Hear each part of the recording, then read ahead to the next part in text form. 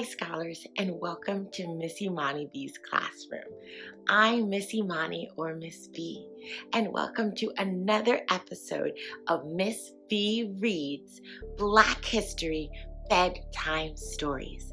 Today I have a special friend with me who wanted to read this bedtime story with us. This is my buddy Valentino, but you can call him Lenny, and he's so excited for today's Read Aloud that he even got dressed up. You're so cute. Today's Read Aloud is Tar Beach, and it was written by Faith Ringgold. What is so cool about this book, not only is it telling a beautiful story, but all of the illustrations from this book are actually off of a story quilt created by Faith Ringgold. So here is the story quilt that the images and that the story come from. So what I'm going to do is I'm going to give you a little information, because not only are we going to read this amazing book, but we actually have a person in Black history that's super important. So we're going to read about her. So I'm going to give you a little information about Faith Ringgold. Tar Beach, a story quilt by Faith Ringgold, combines autobiography, fictional narrative, painting, and quilt making in one art form. All of that is in one, scholars. It was completed in 1988 as the first of 5 quilts in Ringgold's Woman on a Bridge series, and is in the collection of the Solomon R. Guggenheim Museum in New York City. Faith Ringgold has been a painter since the 1950s. In the 1970s, she began to work in soft sculpture, collaborating with her mother, Willie Posey Jones, a fashion designer and dressmaker who had a major influence on her interest in quilts. Willie Posey described watching her grandmother, Betsy Bingham, boil and bleach flour sacks to line the quilts as she sewed. Susie Shannon, Betsy's mother, was a slave in antebellum Florida who made quilts as part of her duties. Ringgold's quilt designs echo the African-influenced, repetitive geometric design characteristic of many early American quilts. So she got her influence from many earlier quilts, and that's what you'll see in this quilt, the designs and the way of the geometric shapes, so like the squares, the rectangles, the shapes. As Ringgold became more interested in telling stories as well as in painting and quilt making, she began using quilts as vehicles for her stories. Most of her quilts concern the experience of the Black female in America. Cassie, the narrator of Tar Beach, dreams of being free to go wherever she wants for the rest of her life. Flying is how she will achieve her dream, echoing an important motif in African American folktale literature, in which slaves told of flying to freedom as wish fulfillment or as a metaphor for escaping slavery. So this idea from this book, it comes from African American folklore and literature. So the enslaved people, because remember we're saying enslaved people instead of slaves, the enslaved people, when they would tell stories, they would use pieces of flying away, because it's for them showing how they would escape. It led to freedom, because when you can fly, you can go anywhere, you can do anything. You are removed from your bondage. You are separated from that which is holding you down, because you're flying, and that which is holding you back, because you're moving forward. References to more contemporary African American history are also part of the story. Ringgold alludes to the practice of excluding African Americans and Native Americans from unions in her description of Cassie's father, who was not allowed in the union because he was colored or a half-breed Indian, like they say. So in the story, you'll see that, and now you kind of understand the reason why her father couldn't go into the building was because of the color of his skin. And a lot of Black and brown people during this time, they were excluded, and there was something called segregation, which means separation. And it was separate of colored, which were people of color, Black, brown, and white. If you identified as white, if you were seen as white, you had one thing. If you were not identified as white, you were blocked into colored and you had something else. So it's very separate. That's segregation, that's separation. Minorities, even those used by trades for skills such as high-skill work, could be excluded from unions on the basis of the so-called grandfather clause. If a man's father was not a union member, that was grounds for keeping him out too. So scholars, think about that. As we go back further and further in time, there was a time when the only men working were white men because everybody else was either not in the country or they were enslaved. And so if I were to go back in time and say I was born into freedom, but my parents were enslaved, and then their parents were enslaved, there's no way that my grandfather would have been a part of a union because he was enslaved. So there's no way that I could be a part of this business. And that was called the grandfather clause. And that's something that happened with a lot of people, Black, Indigenous, and people of color. And that's what kept them from being able to progress as fast as the white people. Let's keep going.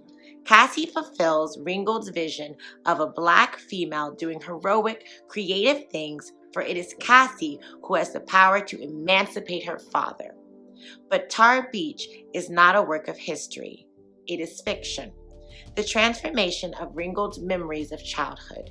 Ringgold was born and still lives in Harlem. Her family often went up on the roof on hot summer nights. Adults played cards, children ate and stayed up late, lying together on a mattress. The childless couples who always seemed to have more money than the families with children are represented by Mr. and Mrs. Honey, named because, as Ringgold says, it was always honey this and honey that. The site of Tar Beach is the rooftop of a neighboring apartment house that Ringgold sees from the windows of her Harlem apartment. The bridge is the George Washington Bridge, which Ringgold calls her bridge because it has been part of her view all of her life. The picture book Tar Beach shares many elements with Ringgold's story quilt.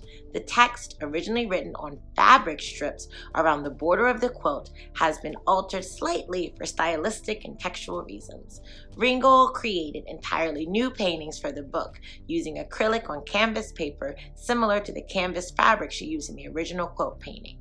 The page border is reproduced from the original story quilt, and the background material for the text is the same canvas paper Ringgold used in her paintings. So even though the quilt is different, we see parts of the quilt in like the bottom of the pages of the original quilt. But Faith Ringgold, she went and she repainted some of these images and redid some of the text so that the story makes a little bit more sense. I'm really excited to get into this book, and I really hope that you like it. Lenny, are you excited? Are you ready? All right, let's get started. Tar Beach, written by Faith Ringgold. Tar Beach.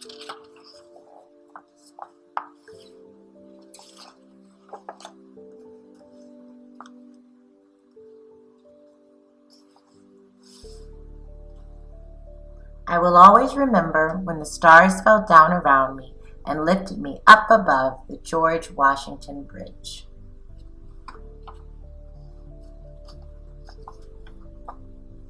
I could see our tiny rooftop with Mommy and Daddy and Mr. and Mrs. Honey, our next-door neighbors, still playing cards as if nothing was going on, and BB, my baby brother, lying real still on the mattress, just like I told him to.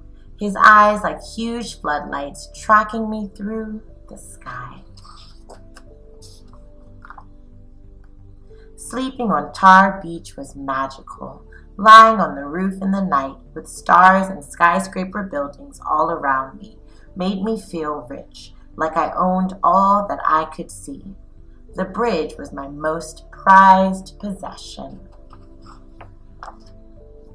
Daddy said that George Washington Bridge is the longest and most beautiful bridge in the world, and that it opened in 1931, on the very day I was born. Daddy worked on that bridge, hoisting cables. Since then, I've wanted that bridge to be mine. Now I have claimed it. All I had to do was fly over it for it to be mine forever. I can wear it like a giant diamond necklace, or just fly above it and marvel at its sparkling beauty. I can fly. Yes, fly. Me, Cassie Louise Lightfoot, only 8 years old and in the third grade, and I can fly. That means I am free to go wherever I want for the rest of my life. Daddy took me to see the new union building he is working on. He can walk on steel girders high up in the sky and not fall. They call him the cat. But still, he can't join the union because Grandpa wasn't a member. Well, Daddy's going to own that building because I'm going to fly over it and give it to him. Then it won't matter that he's not in their old union, or whether he's colored or a half-breed Indian, like they say. He'll be rich and won't have to stand on 24-story high girders and look down. He can look at his building going up. And Mommy won't cry all winter when he goes to look for work and doesn't come home. And Mommy can laugh and sleep late like Mrs. Honey. And we can have ice cream every night for dessert. Next, I'm going to fly over the ice cream factory just to make sure we do. Tonight, we're going up to Tar Beach. Mommy is roasting peanuts and frying chicken, and Daddy will bring home a watermelon. Mr. and Mrs. Honey will bring the beer and their old green card table. And then the stars will fall around me, and I will fly to the Union Building.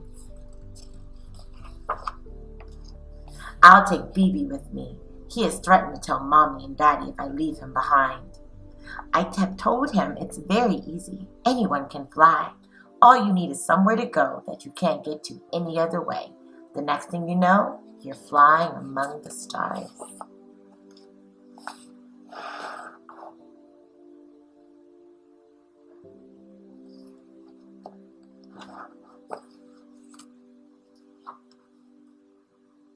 Wow, scholars, I hope you enjoyed this book as much as we did.